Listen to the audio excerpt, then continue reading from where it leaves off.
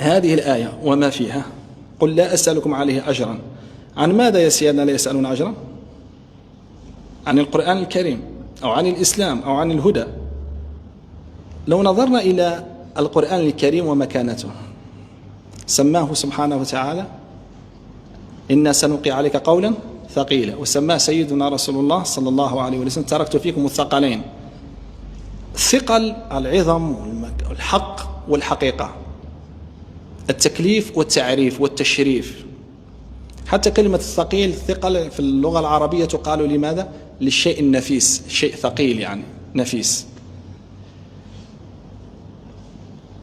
القرآن وجاء على لسان سيد الوجود صلى الله عليه وآله وسلم. هذه المكانة، الإسلام وعظمة نعمة لا إله إلا الله سيدنا محمد رسول الله صلى الله عليه وآله وسلم، نعمة الإسلام وكفى بها نعمة. لو أردنا أن نشكرها كيف تقيسها أنت في الميزان؟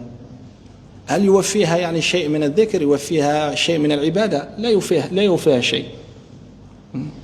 فكأنه يقول صلى الله عليه وآله وسلم: أنا لا أطلب عليكم منكم شيء خاص لي باش ترجعوه لي، ولكن كاين حاجة من عند الله سبحانه وتعالى هي التي تقابل ثقل هذه المزية أو هذه العطية أو هذه النعمة، وهي المودة للقرابة.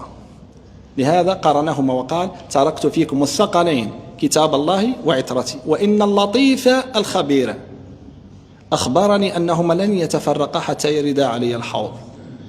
اللطيف الخبير، ألا يعلم من خلق وهو اللطيف الخبير. علم من خلق وخلق خيرة الخلق، الله أعلم حيث يجعل رسالاته. يعني حينما يقول اللطيف الخبير هنا صلى الله عليه وآله وسلم، تعرف بأن المسألة مسألة خبرة، معرفة سارية. حتى في آية الأحزاب ورد بعدها اسم اللطيف الخبير: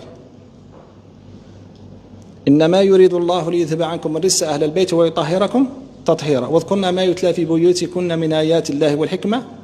نعم، زيد: اذكرن ما يتلى في بيوتكن من آيات الله والحكمة إن الله كان لطيفا خبيرا. جاءت هذه لطيف خبير هنا ولطيف خبير في الحديث النبوي الشريف. الصلاة الإبراهيمية ختمت بالحميد المجيد، نجد كذلك في سورة سيدنا هود: رحمة الله وبركاته عليكم أهل البيت إنه حميد مجيد. فالحميد المجيد هي تجلي من تجليات أسمائه سبحانه وتعالى، اسم الحميد واسم المجيد. فاسم سيدنا محمد وسيدنا أحمد وسيدنا محمود والمقام المحمود ولواء الحمد والأمة الحمادة وسورة الفاتحة سورة الحمد أفضل سور القرآن، هذه معاني تجليات الحمد. هذه كلها تجلت في الأهل، والمجد كذلك معه. قس عليه اللطيف الخبير. ما هذا المستوى من تجلي في الخبرة وفي اللطافة هنا؟ قس عليه، تتبعها في القرآن الكريم: الرحمن فاسأل به خبيرا. من نسألهم؟ نسأل الذين هم يسر فيهم هذا: إنما يريد الله ليذهب عنكم الرجس أهل البيت ويطهركم تطهيرا. يقول في سورة الواقعة سبحانه وتعالى ماذا؟ في كتاب مكنون لا يمسه إلا المطهرون، مش المتطهرون الذي يروح يتوضوا، المطهرون الذين طهرهم الله سبحانه. وقال لا يمسه ولم يقل لا يلمسه، فالمس معنوي واللمس حسي، فهو يتكلم عن مس تجلي من تجليات، مس إلهام، مس تدبر.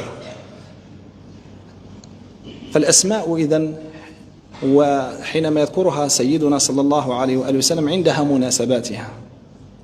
فحق أهل البيت قلنا من جانب الأحكام واجب، وهو يوازن ماذا؟ شكر نعمة التنزيل، شكر نعمة الثقل الأكبر القرآن الكريم، شكر نعمة لا إله إلا الله سيدنا محمد رسول الله صلى الله عليه وسلم.